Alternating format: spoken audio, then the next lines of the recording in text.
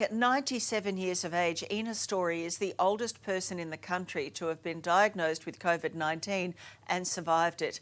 She and son Michael spoke to Alison Petrowski from Ena's home.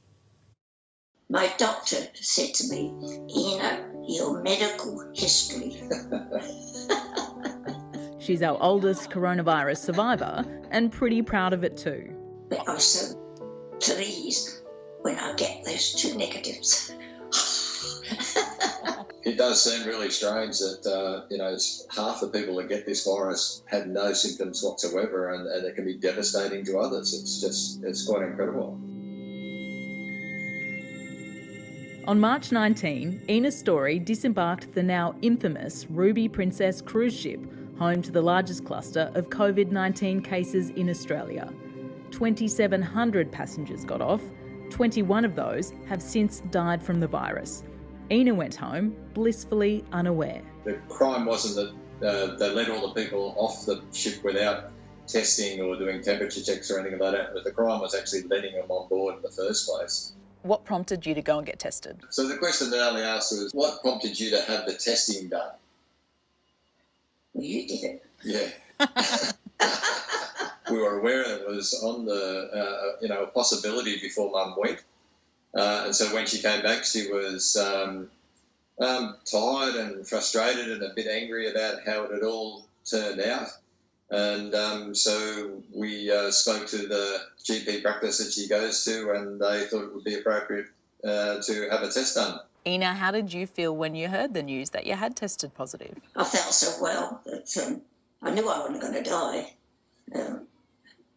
I just felt normal, if there is such a thing. Were you stressed? Were you worried you might become sick? Not particularly. What's the good of worrying? You were a bit angry there for a while that that you caught it. You did get a bit angry. My motto is, you die if you worry, you die if you don't, so why bother? Yeah. It wasn't such a shock when Mum got over it, because if anybody could get over something like this, Mum could. She's been so well and active all her life. It's just a persona, really. Michael, you and the family must have been incredibly worried. Oh, absolutely. I've kept in very close contact with Mum. I've been here nearly every day, very careful about how we actually spent that time together. Our system was that Mum would sit inside on a chair at the dining room table, and I would sit outside on the veranda. We'd basically yell at each other through the door. Mum was very lucky to have a lot of phone calls from the ladies at the bowling club and some other family members and friends, and so I think that kept her spirits up as much as possible. She wasn't unwell, she wasn't feeling bad, so she did a wonderful job getting through it. He's the most wonderful son anybody could ever wish to have. He's actually, love you. My sister-in-law is 102.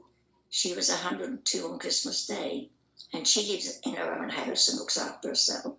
So we've got good genes, and I think that's the main thing. I think whatever's in your blood, we need to bottle it up and give it to the rest of Australia. Ena, you've lived through wars, you've lived through the Great Depression. How does what we're going through now compare to all of that?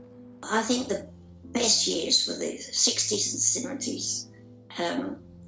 I've done that many jobs. I was in the ambulance during the war, and I got married, and for 5 weeks my husband went away and I didn't see him for 3 years. Being in Portsmouth, we had loads of bombs dropped on us. But if you can live through that, you can live through anything. What's your message for the rest of Australia?